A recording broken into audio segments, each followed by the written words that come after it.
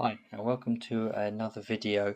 This video is around the best apps I've found so far as a first time user on an electric car.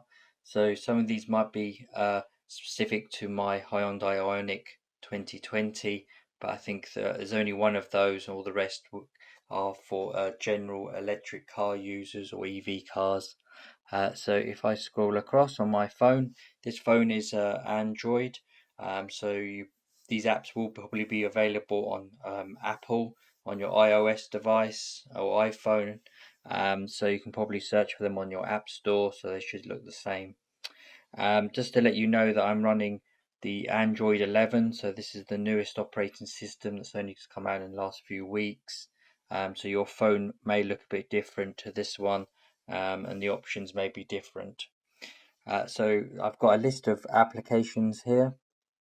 The first one is NextCharge, then we've got ubiticity, and then we've got ChargePoint, Ionity, PodPoint, Zap Map, Android Auto, Waze, Google Maps, BlueLink, that's Hyundai specific, and we've got PlugShare and Chargemap. So the ones relating just to Hyundai's infotainment system and connecting to your car is BlueLink. I've already done a video specific to that on how to connect it to your car and also what the options are within this app. So if you want to see that video, then I'll put a link up in the corner of the video and you can go to that video. Then we have Android Auto. So Android Auto is what is with the Android phone, so it doesn't matter what Samsung's, Huawei's, and any other ones we have there, then you will still have Android Auto. So then if you go to here, you can have a look at settings, and then this particular version of Android Auto, you can now see you've got an option to connect to car, but when you plug it in by USB, then you can see a list of previous cars you've connected to. And under general, you have customized launcher, so this is where you can choose which apps you want to have shown on your dash on the screen. You also have the Google detection, so that's the hands-free voice commands if you want that switched on or off. Then you can have the media automatically resume, so automatically resume media when you start driving. And then you've got more options around here, setting the weather, home and work locations for your assistant, and then also weather. And under notifications, you can see preview incoming message. So this shows the first line of your messages, incoming notifications if you're stationary. Of course, if you're driving, it will not show it. Show message notifications you've got there, you can switch on and off. Show group message notifications, you can switch on and off. And then no sound from notifications, you can switch that on and off. So under phone screen settings, you have auto launch. So this is controls which Bluetooth devices start Android Auto if you have this option within your cars. And then you've got use Bluetooth.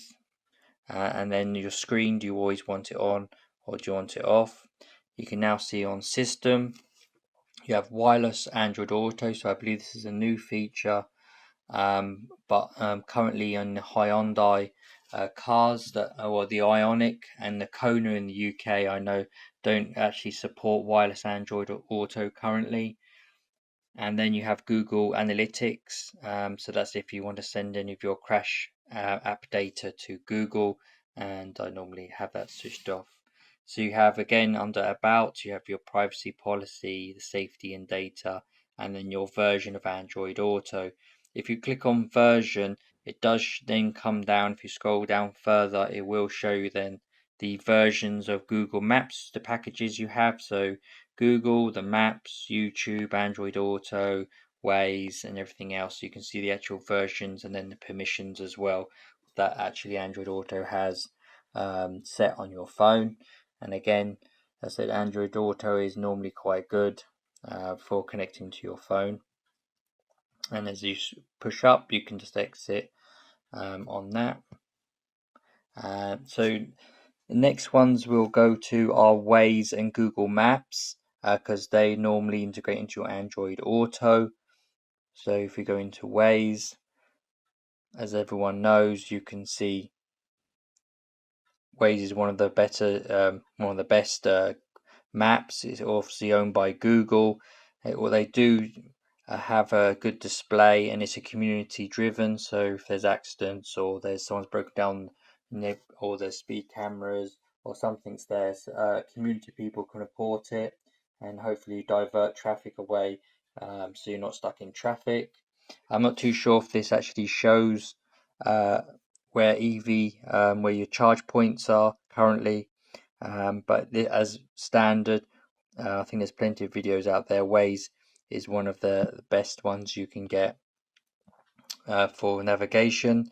Then you have Google Maps. That's probably the number one. I know they have recently updated Google Maps to start showing the EV charge points on the maps. And of course, Google Maps is probably one of the best ones out there for navigation and all the map details, and then where you're going to and everything else. So I normally stick to Google Maps, to be honest with you. So that's Google Maps. So those are the ones that integrate into your Android Auto.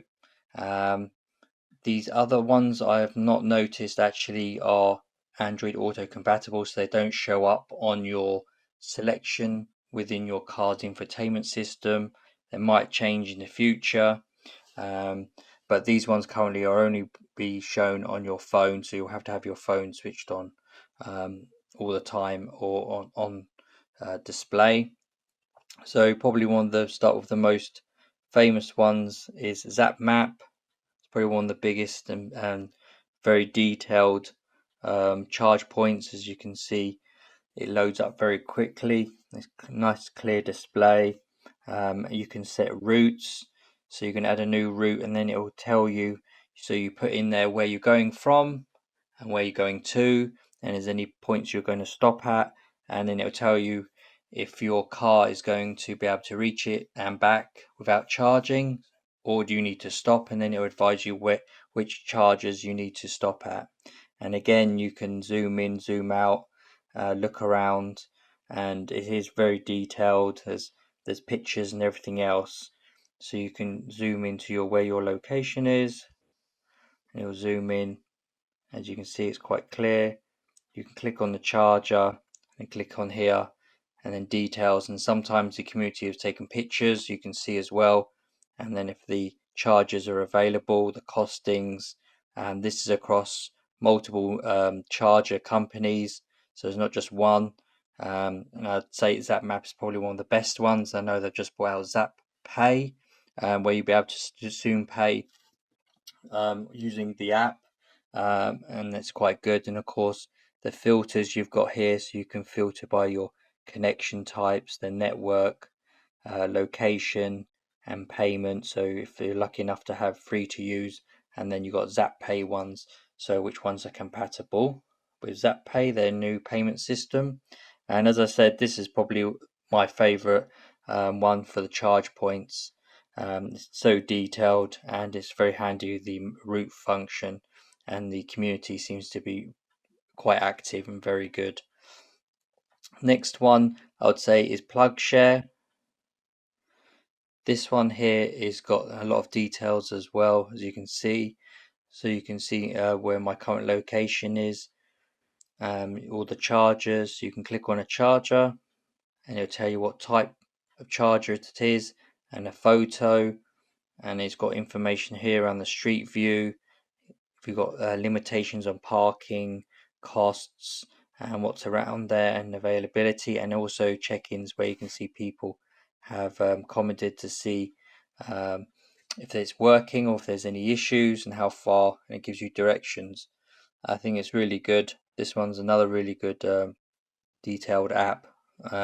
And again, you can, on the options for filters, you can filter all different connections, the networks, if you want public chargers, and then traffic as well on the maps.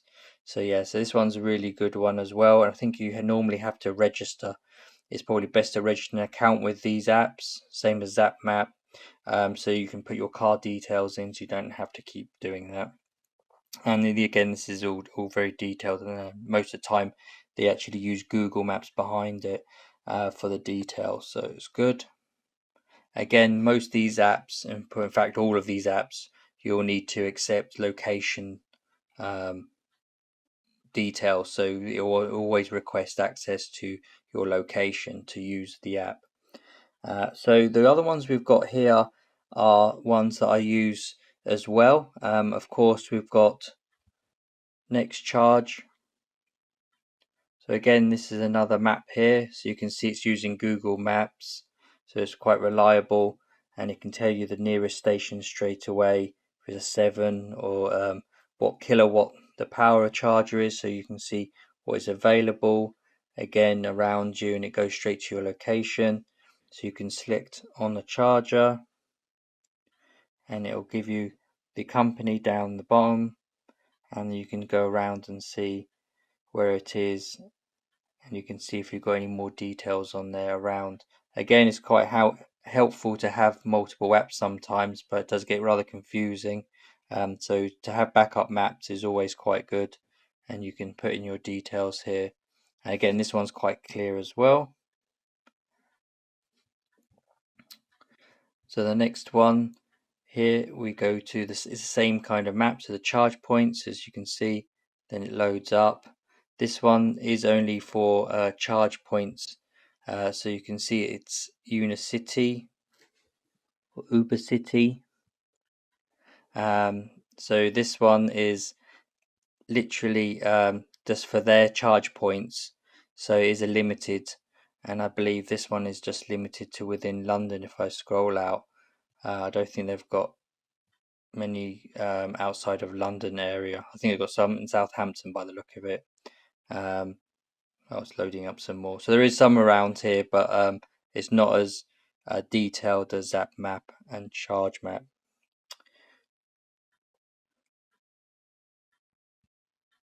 The next one is ChargePoint. So this one you can just skip. Again, this is another map, is powered by Google, so you've got information here about the charging points and everything else. To be honest, I use this very rarely, only as a backup, just in case. The detail isn't as much, and it isn't as good as the others.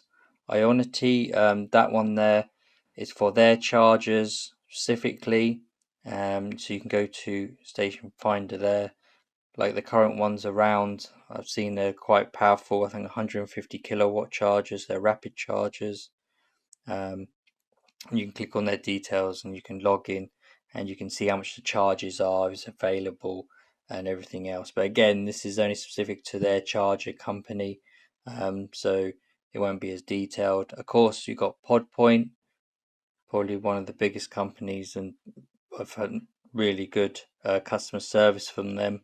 So as you can see here, you can then, on their map system, you can click on it to see if it's available, and again more details, if it's available, if it's what kilowatts it is, where the street is, get directions, if there's any issues or anything like that. Sometimes it's worth checking with the actual manufacturers like PodPoint, their own apps, just to make sure, but Zap Map and PlugShare should be quite reliable.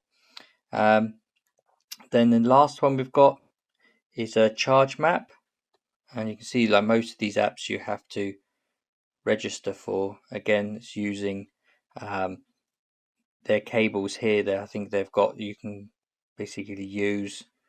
So it's asking you to go there. So of course you give you location details, and of course you go down to details here. You can pinch to zoom, and it will tell you whereabouts their charge points are, and there's any restrictions on what they're for and everything else.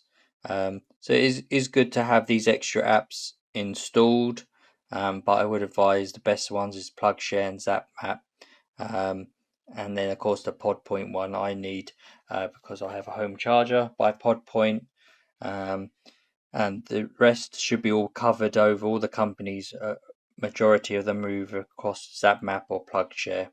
I hope this has been useful for you. If there's anything else you want me to have a look at, or if you could advise me on what apps you use on either your iPhone or your Android phone, we can have a discussion.